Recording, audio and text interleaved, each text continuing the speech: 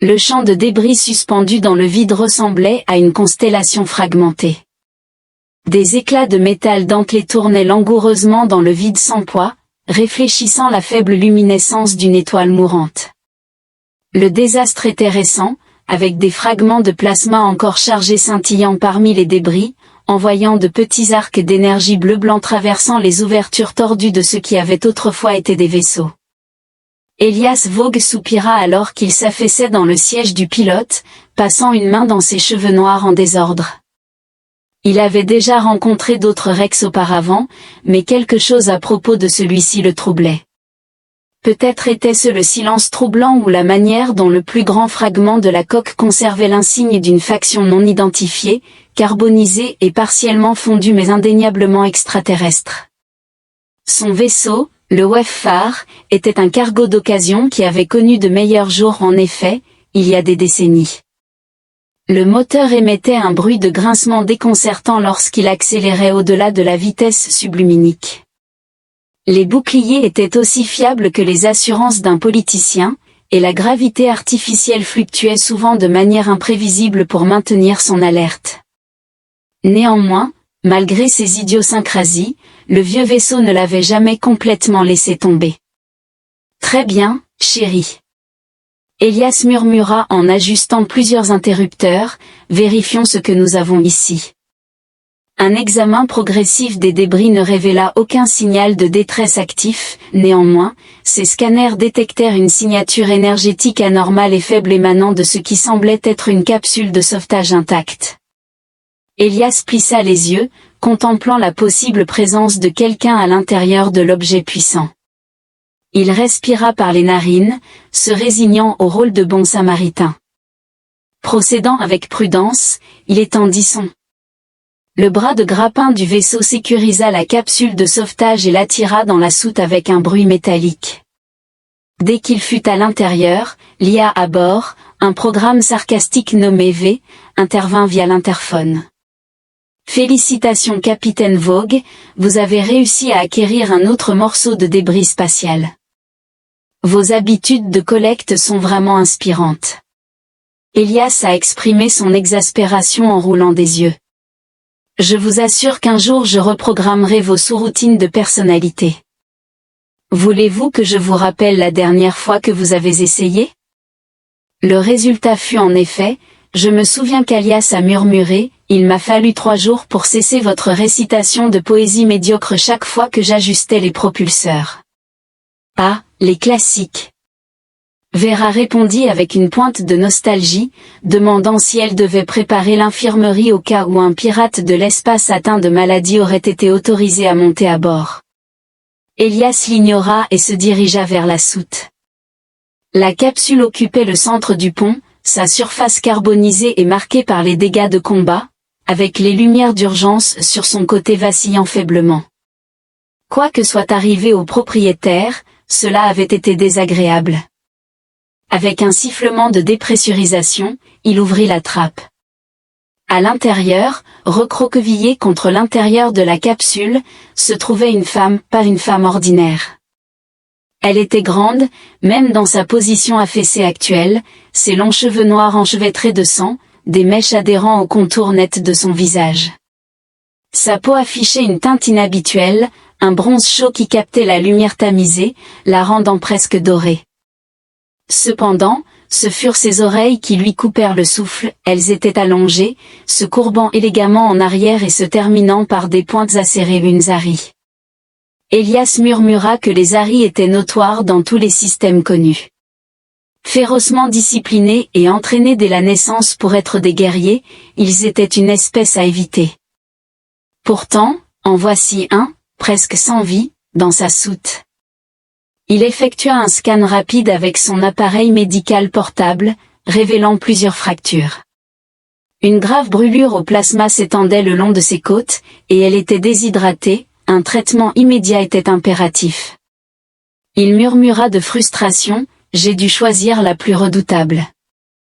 La soulever s'est avérée être un défi redoutable, elle était plus dense qu'elle n'en avait l'air, composée entièrement de muscles maigres et de forces prêtes au combat. Il l'a transportée avec succès à l'infirmerie sans incident, ce qu'il considérait comme un triomphe. Alors qu'il la plaçait sur la table d'examen, elle bougea, émettant un grondement bas et douloureux. Il hésita, il avait soigné de nombreuses blessures au fil des ans.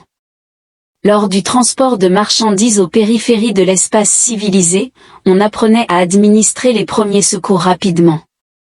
Cependant, il n'avait jamais soigné un Zari auparavant et n'était pas sûr de la tolérance à la douleur de ces derniers par rapport à celle des humains. D'accord, murmura-t-il, principalement pour lui-même, voyons si je peux m'occuper de toi sans me blesser. Alors qu'il tendait la main vers la trousse de secours, les yeux de la femme s'ouvrirent brièvement, révélant des iris dorés brillants et flous scrutant la pièce avec confusion. Puis, plus vite que ce qui aurait dû être possible pour quelqu'un dans son état, elle se jeta. Elias n'eut que le temps de reculer avant qu'un couteau, jusqu'alors dissimulé, ne soit pointé contre sa gorge. Sa prise était faible, ses membres tremblaient, mais son objectif était indéniable. Elle montra ses crocs dans un grognement, sa voix rauque mais aussi incisive qu'une lame. « Où suis-je » Elias leva lentement la main.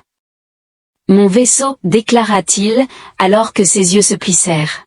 « J'ai trouvé ta capsule de sauvetage, précisa-t-il, conscient du danger que représentait la lame positionnée dangereusement près de son artère carotide. Tu étais à moitié morte, je t'ai soignée. » Elle resta immobile, sans cligner des yeux, jusqu'à ce qu'après ce qui sembla une éternité, elle expire et s'affaisse en arrière sur la table d'examen, le couteau glissant de ses doigts. Elias exhala, c'était agréable. Elle ne répondit pas, ses paupières papillonnèrent, et sa respiration devint irrégulière. Il reconnut qu'elle luttait contre l'inconscience. Et, dit-il en lui donnant doucement un coup d'épaule, tu dois rester éveillé au moins jusqu'à ce que je termine ton traitement, sinon, je devrais porter ton corps inconscient jusqu'au scanner médical, et je préférerais ne pas me faire mal au dos aujourd'hui. Elle émit un son qui aurait pu être un ricanement, bien qu'il ne soit pas sûr. D'accord, murmura-t-elle, sa voix à peine audible, soigne-moi. Elias sourit en saisissant le spray médical, en remarquant, voilà le genre de gratitude que j'apprécie. Elle ouvrit un œil, ses yeux restant vifs malgré sa fatigue.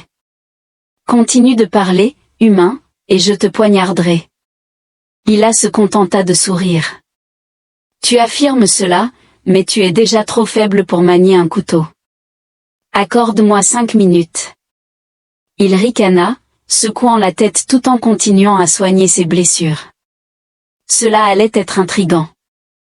Elias avait rencontré de nombreux passagers difficiles au fil des ans, des contrebandiers aux tendances impulsives, des joueurs endettés essayant de charmer leur chemin hors de leurs obligations, et un diplomate loraque particulièrement agressif qui avait tenté de dévorer son copilote.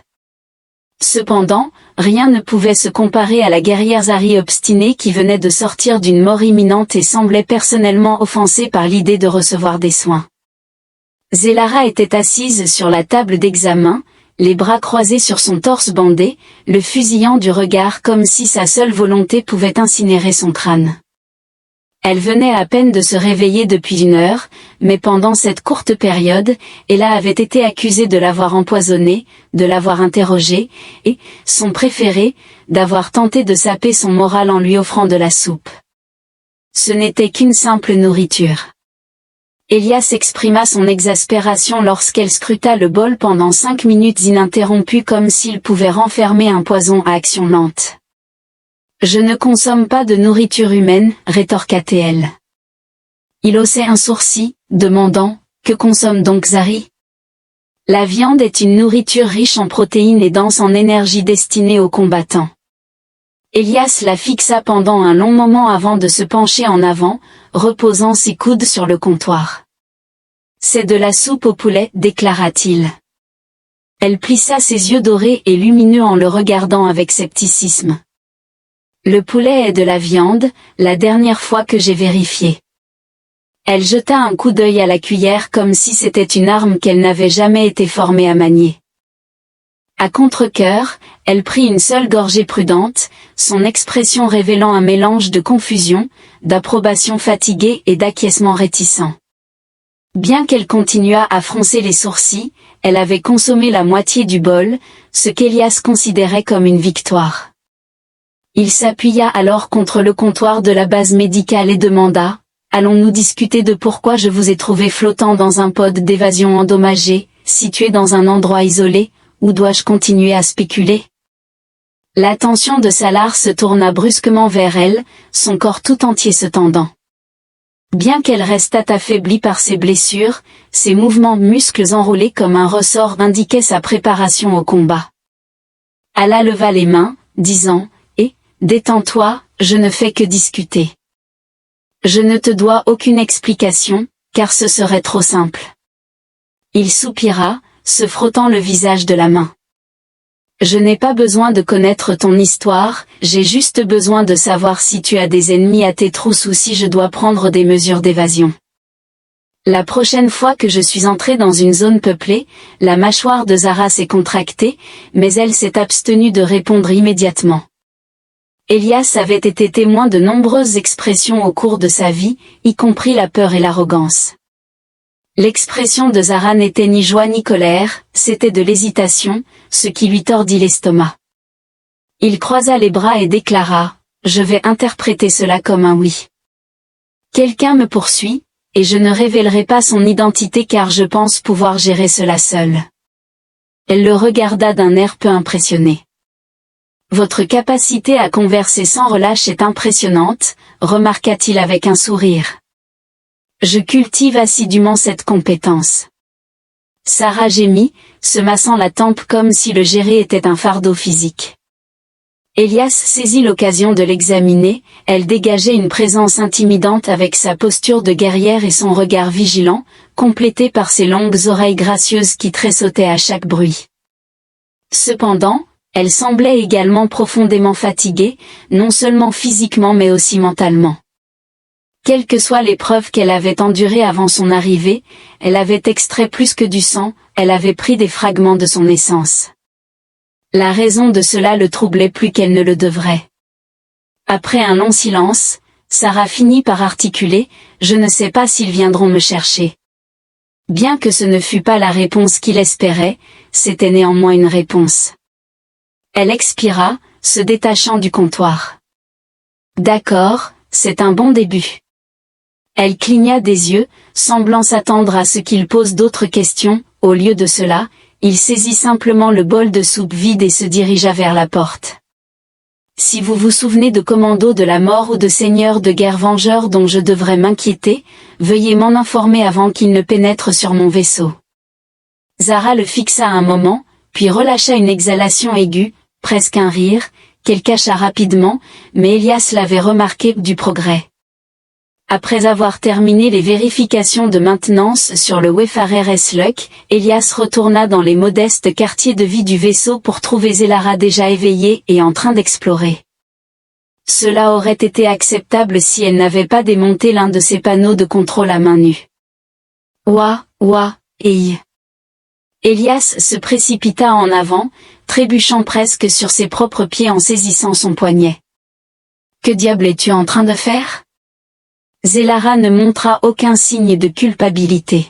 « La sortie du stabilisateur de votre vaisseau est inefficace. » Elias la regarda, puis le câblage exposé, puis elle à nouveau. « Oui, j'en suis conscient, je le sais depuis des années. Vous ne pouvez pas simplement démonter les choses sans m'en informer. Je suis en train de le réparer. » Elias pinça l'arête de son nez, venant de se réveiller d'une expérience proche de la mort. « Peut-être devrais-je me reposer, réfléchit-il, mais je crois que je me suis suffisamment reposé. » Elias expira à travers ses dents, « Très bien, répare mon vaisseau, mais ne complique pas la situation. » Salara leva un sourcil, insinuant que tu crois que je compliquerai la situation. Je présume que toute intervention non autorisée sur mon vaisseau aggravera la situation. Elle émit un son non engageant et persista dans son travail. Elias observa ses doigts manœuvrer habilement sur les fils exposés, effectuant des ajustements avec une telle précision qu'il semblait presque mécanique. Il ne pouvait s'empêcher d'être étonné. « Comment possèdes-tu une telle connaissance ?» Zara ne leva pas les yeux. « Je suis une guerrière, mais je ne suis pas seulement une guerrière. » La manière dont elle avait articulé cela le fit hésiter. Une guerrière qui n'était pas seulement une guerrière semblait refléter quelqu'un essayant de se convaincre plus que quiconque. Elias s'assit contre le mur, observant son travail. « Très bien, mais si ce vaisseau explose, je te tiendrai responsable. » Les lèvres de Sarah se sont contractées quelques heures plus tard, lorsque le stabilisateur du vaisseau fonctionnait, inexplicablement, de manière plus efficace. Elias regarda les diagnostics améliorés en silence, stupéfait. Zara se contenta de croiser les bras, de rien. Elias ricana, « Je ne sais pas si je dois être impressionné ou offensé que tu aies accompli en 2 heures ce que je n'ai pas pu réaliser en 5 ans. » Elle inclina la tête, en remarquant, ce n'était pas difficile. Elias soupira, « Fantastique, maintenant mon navire est en train d'être sapé. » Zelara rit, et Elias reconnut avec un mélange de joie et un peu de peur qu'il commençait à apprécier sa présence, ce qui était probablement une idée terrible. Elias n'avait jamais été du matin, c'était une vérité indiscutable de l'univers, semblable à la gravité ou à l'inévitabilité du mauvais temps. Typiquement, se réveiller impliquait de nombreux gémissements et des négociations avec soi-même pour rester au lit 5 minutes de plus, culminant en une marche les yeux embrumés vers le cockpit avec une tasse de caféine suffisamment puissante pour décaper la peinture. Ce matin, cependant, était différent. Elias fut réveillé par le système d'alarme du vaisseau hurlant comme un sergent instructeur en colère, le faisant se redresser dans son lit, manquant de heurter le compartiment de rangement au-dessus de lui. « Vera !» s'exclama-t-il au-dessus de la cacophonie. La voix de Lia intervint, semblant excessivement joyeuse. « Bonjour, capitaine Vaux. Vous êtes actuellement confronté à une violation atmosphérique illégale. » Elias était déjà debout, enfilant ses bottes, tandis que son esprit peinait à comprendre la situation. Avait-il été frappé? Est-ce que quelqu'un avait accosté avec eux? Avait-il enfin négligé de sécuriser une écoutille? Inira ne lui permettait jamais d'oublier de telles erreurs. Il se précipita vers le cockpit, faillant perdre l'équilibre en s'approchant des commandes. En activant la désactivation de l'alarme, le vaisseau plongea dans un silence bienvenu. « Très bien », murmura-t-il en effectuant un rapide contrôle des systèmes. « Qu'est-ce que c'est que ce bordel ?» Puis il la vit, ou plutôt, elle. Salara était dehors du vaisseau. Elias s'arrêta, regardant l'écran indiquant sa position. Le WFRS Luck continuait de traverser l'immensité de l'espace, dépourvu de planètes visibles ou de stations à proximité. Néanmoins, ses capteurs indiquaient que Zelara se trouvait dans le couloir. Il soupira, passant une main sur son visage, s'exclamant de frustration. Sans plus tarder, il récupéra une combinaison de pression dans le casier et se dirigea vers l'écluse. Émerger sur la coque d'un vaisseau spatial alors qu'il dérivait dans le vide infini de l'espace était un événement exceptionnellement intimidant. Elias avait déjà accompli cette tâche auparavant. Tout pilote compétent doit être capable de réparer les dégâts en plein vol lorsque les circonstances deviennent précaires. Cependant, ce n'était jamais une tâche confortable, une simple fine couche de métal le séparait d'un vide infini. Il pouvait percevoir sa propre respiration, le sifflement du système d'oxygène de sa combinaison, et le bourdonnement lointain du noyau du vaisseau. À quelques mètres devant, Zelara était accroupie près de l'un des stabilisateurs du vaisseau, ses oreilles allongées tressaillant légèrement en apesanteur. Contrairement à lui, elle n'était pas vêtue d'une combinaison de pression, plutôt, un revêtement délicat et scintillant d'énergie enveloppait sa forme, fonctionnant comme un bouclier atmosphérique personnel. Elias exhala par le nez. Naturellement, elle possédait l'une de ces guerrières Ari entraînées à combattre dans tous les environnements, équipées de technologies permettant la survie même dans le vide spatial. Néanmoins, il était déconcertant de voir quelqu'un debout sur la coque d'un vaisseau dans de telles conditions comme si c'était trivial. Il se propulsait en avant avec des mouvements méticuleux et pratiqués, utilisant les prises magnétiques de la coque pour éviter de dériver.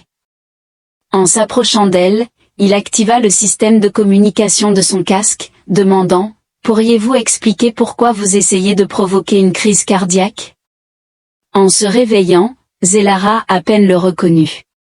Le stabilisateur de votre vaisseau reste inefficace. Il marqua une pause, ferma les yeux un instant, puis les rouvrit. Vous êtes venu ici pour réparer mon stabilisateur? Elle a émis un léger son affirmatif. Ce n'est pas difficile. Il poussa un soupir exaspéré. Je jure que tu vas me tuer. Elle a souri à cela. Peu probable. Cependant, elle désigna le stabilisateur. Ce design est défectueux. Ella la regarda, puis le stabilisateur, puis à nouveau elle. Oui, je me suis débrouillée de manière adéquate, mais se débrouiller n'est pas synonyme d'efficacité. Elle a déclaré cela comme si c'était le fait le plus évident de l'univers. A secoua la tête et demanda, que se passe-t-il si je me retrouve dans une poursuite à grande vitesse et que j'ai besoin d'un virage serré soudain? Et si j'ai besoin du stabilisateur pendant que tu es occupé avec lui? L'attitude de Zara est restée complètement impassible, par conséquent, tu devrais améliorer tes compétences de pilotage. Elias elle grogna, rétractant toutes les pensées positives qu'elle avait à son sujet, mais elle resta impassible, continuant avec ses modifications. Elias s'arrêta pour observer son aisance dans le vide, notant à quel point elle agissait naturellement dans des conditions qui provoqueraient la panique chez la plupart. Elle n'était pas simplement à l'aise, elle était intrinsèquement faite pour l'espace. Cette réalisation le déstabilisa. Après quelques instants, elle termina sa tâche et se leva sans effort, ajustant sa posture pour s'adapter à l'apesanteur. C'est fait, annonça TL. Elias inclina la tête, répondant, tu n'as pas reconfiguré mon vaisseau pour qu'il explose dans 6 heures, n'est-ce pas? Salara le regarda avec une expression neutre. Si j'avais l'intention de te tuer, je n'utiliserais pas de méthodes aussi indirectes, c'est rassurant. Ella murmura en revenant vers l'écluse, et une fois à l'intérieur, il retira son casque avec un froncement de sourcils. La prochaine fois, informe-moi avant de sortir du vaisseau, mon cœur ne peut pas supporter ce niveau de stress dès le matin. Salara leva un sourcil. Ton cœur est faible. Il a fait un geste d'exaspération. Non, ma patience est faible. Elle sembla contempler cela un moment. Je vous préviendrai la prochaine fois. Elias cligna des yeux, ce qui ressemblait presque à des excuses. Il soupira, se frottant l'arrière du cou. D'accord, mais ne te mets pas en danger sur mon navire, je n'ai pas les moyens pour des funérailles convenables. Zelara sourit, je te garantis que tu seras le premier à périr. Elias renifla, reconnaissant l'équité de la situation. Malgré le chaos total qui s'était déroulé au cours des dernières 24 heures, il se surprit à sourire car, contre toute attente, il commençait à apprécier sa présence. Elias avait déjà rencontré de nombreux problèmes auparavant, y compris des pannes de moteur. Des chasseurs de primes en plein vol affichant de mauvaises dispositions. Un incident particulièrement embarrassant impliquait un générateur de gravité défectueux et une soute remplie de fournitures en vrac. Cependant, il pouvait affirmer que s'asseoir en face d'une guerrière armée dans sa propre salle à manger, en observant ses compétences culinaires, grimpait rapidement dans la liste de ses expériences les plus stressantes. Zelara était assise, les bras croisés, ses yeux dorés rivés sur l'assiette devant elle comme si elle l'avait personnellement offensée. Elias, toujours debout près de la cuisinière, fronça les sourcils. Tu fixes ça comme si ça allait prendre vie et t'attaquer. Zelara ne leva pas les yeux. Ça pourrait. Elias exhala lourdement et s'installe sur le siège en face d'elle, reposant son menton dans sa paume. C'est un sandwich, déclara-t-il. Elle répondit par un clignement lent et sceptique. Un sandwich parfaitement ordinaire, entièrement non létal, précisa-t-il. Salara piqua le pain avec un doigt griffu. C'est moelleux, c'est la nature du pain. Elle plissa les yeux en le regardant. C'est contre nature. Elias poussa un soupir de souffrance. D'accord, très bien. Que consomment les Aris? Veuillez m'éclairer. Salara leva le menton, révélant de la viande crue. Elia la regarda, attendant la chute, mais elle ne se matérialisa jamais. Tu es sérieuse? Bien sûr. Bien sûr. Elia se frotta le visage avec la main, exprimant une frustration extrême. J'ai sauvé un vampire cosmique. Les oreilles de Sarah se sont dressées, peut-être par amusement, après tout, nous ne sommes pas des vampires, aussi énigmatiques soient-ils. Une femme redoutable possédant une force surhumaine, des yeux lumineux et un régime exclusivement composé de viande crue est pour moi indéniablement vampirique. Zelara leva les yeux au ciel. Nous ne consommons pas de sang. Eh bien, c'est déjà ça, soupira-t-elle, puis, avec une grande réticence, prit le sandwich et en mordit une petite bouchée prudente. Elias l'observait attentivement, s'attendant soit à un réflexe de dégoût, soit à une déclaration de vendetta contre le pain. Au lieu de cela, elle mâcha, avala et s'assit en contemplation pendant un long moment. Elias leva un sourcil, tandis que l'attitude de Zara restait impénétrable, ce n'est pas défavorable. Elias leva les bras en signe d'exaspération, s'exclamant pour montrer son acceptation. Elle secoua la tête, murmurant quelque chose dans sa langue maternelle, dont le sens lui échappait, bien qu'il soupçonnât que c'était péjoratif. Néanmoins, elle continua à manger. Plus tard dans la soirée, Elias se retrouva dans le cockpit en train de faire un contrôle des systèmes tandis que Zelara se tenait à proximité, les bras croisés, observant ses efforts. D'accord, murmura-t-il pour lui-même, en actionnant quelques interrupteurs. Les niveaux de carburant sont suffisants. Les boucliers sont stables. Les armes sont... Il s'interrompit, fronça les sourcils, puis se tourna vers Zelara. Est-il vrai que tu as modifié mon système de ciblage? Salar semblait complètement impénitent, et c'était inefficace. Elias grogna, c'est donc elle qui inclina légèrement la tête. Votre vaisseau est obsolète, c'est un modèle ancien. C'est un miracle qu'il fonctionne encore. Elias plaça dramatiquement une main sur son cœur. Premièrement, c'est impoli, deuxièmement, tu es simplement contrarié parce que mon vaisseau est plus vieux que toi et qu'il est toujours opérationnel. Salara le regarda avec une expression neutre. J'ai plus d'un siècle. Elias cligna des yeux, surpris. D'accord, quoi? Elle haussait les épaules. Les Aris vivent longtemps. Elias expira brusquement. Génial, je garde un immortel. La guerrière Zelara sourit en coin au guerrier qui ajustait votre système de visée.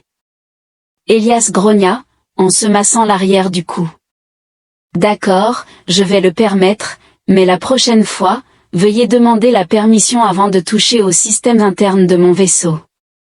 Je vais y réfléchir, dit-elle en soutenant son regard. C'est un salaire pour rien, n'est-ce pas? Son sourire s'élargit légèrement. Elias soupira, il le savait. Néanmoins, il avait du mal à ressentir de la colère car, malgré la frustration considérable qu'elle lui causait, il commençait à apprécier sa présence, ce qui était probablement une idée désastreuse. Elias a rencontré de nombreux défis imprévus dans sa vie, y compris des pannes de navires aux moments les plus inopportuns. Il avait déjà trompé des clients, y compris une machine distributrice sensible qui avait tenté de le prendre en otage à cause d'un désaccord sur une collation, mais rien ne l'avait préparé à se réveiller en voyant Zelara démonter le banc de musculation de son vaisseau avec ses mains nues. Il se tenait dans l'embrasure de la porte de la soute, à moitié endormi, tenant une tasse de café qui refroidissait rapidement, et se contentait de regarder. Sarah, totalement indifférente à sa présence, arracha une plaque de métal. Le banc examina l'objet avant de le rejeter sans effort, provoquant un bruit retentissant lorsque la plaque frappa le sol, contribuant à l'accumulation de composants rejetés. Ella se racla les gorges et demanda « Qu'est-ce que mon malheureux banc a fait pour mériter un tel traitement ?» Salra à peine la reconnut, c'était insuffisant. Alia cligna des yeux, reconnaissant l'insuffisance.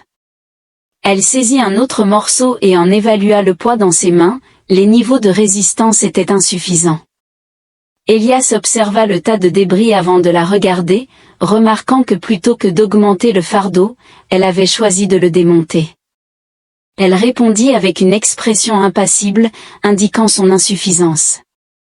Elias poussa un soupir prolongé et sirota son café, en disant « À ce rythme, je crois que je devrais commencer à vous facturer les réparations du vaisseau. » Zéla sourit, affirmant qu'elle avait déjà amélioré plusieurs systèmes du vaisseau spatial. Hélas, en la pointant avec sa tasse, il dit qu'elle avait une interprétation troublante de l'amélioration. Elle haussait simplement les épaules et reprenait ses tâches. Elias expira profondément une fois de plus et s'approcha, naviguant méticuleusement à travers les débris. « Quelle est la stratégie ici ?» demanda-t-il. Zara a positionné une poutre de soutien renforcée pour la reconstruction. Elias leva un sourcil, questionnant, « Tu l'as démonté simplement pour le reconstruire ? Cela semble inefficace. » Il soupira, ajoutant, « Tu devrais vraiment trouver un nouveau terme. » Elle ignora son commentaire, insérant un nouveau composant en place.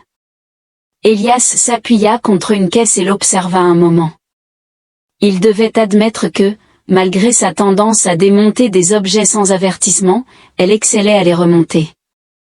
La nouvelle structure semblait déjà plus robuste que l'originale, et connaissant son habitude, elle serait probablement assez résistante pour supporter un atterrissage en catastrophe, bien qu'il n'ait aucune intention de tester cette hypothèse. Après une pause, il demanda, « Est-ce que Zari soulève des navettes spatiales pour le plaisir, ou est-ce juste toi ?» Salara esquissa un léger sourire, répondant, « La force est fondamentale dans notre entraînement. » Elias exhala brusquement, affirmant que la formation humaine consiste généralement à éviter la destruction de matériel précieux, car les humains sont intrinsèquement délicats. Elias fronça les sourcils, reconnaissant que c'est un fait simple, mais nous atteignons cette carence par d'autres moyens. Zélara inclina la tête alors qu'Elias souriait, un mélange de caféine et de mépris. Elle le regarda avec un long regard impénétrable avant de secouer la tête et de retourner à sa tâche.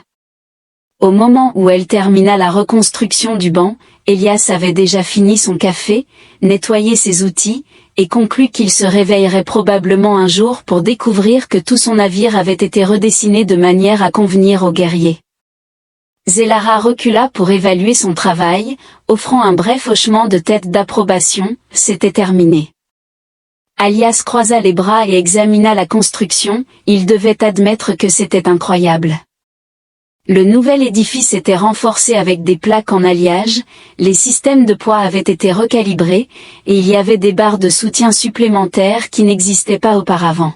« D'accord, dit-il, je te l'accorde, cela semble louable. » Zélara sourit, déclarant, « Je n'ai pas besoin de votre approbation. » Elias exprima son exaspération. Elle s'avança, se positionna sous la nouvelle barre, et la souleva sans effort, tandis que les mécanismes renforcés s'adaptaient parfaitement à la répartition du poids.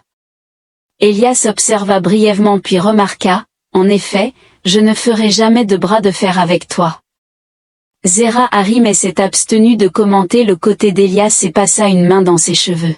« Puisque tu as terminé de redessiner mon vaisseau pour aujourd'hui, devrions-nous nous concentrer sur notre prochaine destination ?» Zélara posa la barre et se redressa. « As-tu un plan ?» Elias étendit ses membres et craqua bruyamment son cou, envisageant un arrêt à Razanov, un endroit avantageux pour reconstituer les provisions et empêcher son vaisseau spatial de se transformer en machine de guerre pendant son sommeil. Salra le regarda avec une expression complice, faisant remarquer son exagération. Elias indiqua le nouveau banc de musculation. Elle se contenta de sourire une fois de plus. Elias grimace, reconnaissant que te sauver compliquerait sa vie, mais il sourit malgré lui. Il avait visité Rascaneuv suffisamment pour comprendre que ce n'était pas une destination pour la tranquillité, c'était plutôt un centre vibrant de commerce. Composant du hub marché à 50%, l'établissement était chaotique et exorbitant, offrant tout, des modifications illégales de vaisseaux aux tasses de café hors de prix qui dépassaient le coût du carburant pour moteur. Maintenant, il se trouvait à ses côtés. Zara traversait les rues animées de la gare, son regard perçant scrutant son environnement avec une ferveur qui laissait entendre qu'elle était prête à neutraliser quiconque à la moindre provocation, une possibilité réaliste, compte tenu de son tempérament. Elias grogna, en enfonçant les mains dans ses poches. J'apprécie votre rôle de garde du corps redoutable, mais pourriez-vous peut-être modérer votre comportement? Vous intimidez les marchands. Zelara ne lui prêta même pas attention, tandis qu'Ella levait les yeux au ciel, remarquant que rien ne facilite les négociations comme instiller la peur chez celui qui vend les cellules de carburant. Zelara resta silencieuse, cependant il crut apercevoir un léger tremblement d'amusement au coin de ses lèvres. Ils naviguèrent à travers les rangées de stands ornés de panneaux néons clignotants et de vendeurs promouvant avec véhémence une gamme d'articles, des pistolets plasma sur mesure aux artefacts extraterrestres authentiques. Article gastronomique. Elias avait déjà goûté à l'une de ces prétendues délicatesses, une décision qu'il regrette encore. Il s'arrêta devant un stand de marchand exhibant une gamme de composants de navires et demanda le prix des régulateurs de carburant. Le marchand, un reptile robuste avec un nombre excessif de dents, le regarda avec prudence et répondit, « Cela dépend, achetez-vous ou volez-vous » Elias émit un soupir théâtral, s'exclamant, « Monsieur, je suis offensé. » Les yeux du marchand se détournèrent d'Elias vers Zelara, qui restait les bras croisés, semblant évaluer l'intégrité structurelle de tout le marché. L'attitude du marchand devint de plus en plus anxieuse. 500 crédits, il remarqua, tandis qu'Elias fronçait les sourcils, c'est 2 fois le prix standard que vous avez offert pour le guerrier. Elias soupira, se frottant les tempes. Elle ne va pas te tuer, mec. Le marchand plissa les yeux. Comment puis-je le savoir? Elias fit un geste vers Zara. Zara, dis-lui que tu ne vas pas le tuer. Zelara regarda le marchand, inclinant légèrement la tête, et remarqua que cela dépendait. Le marchand pâlit, tandis qu'Elias grogna, indiquant que cela n'était finalement pas utile.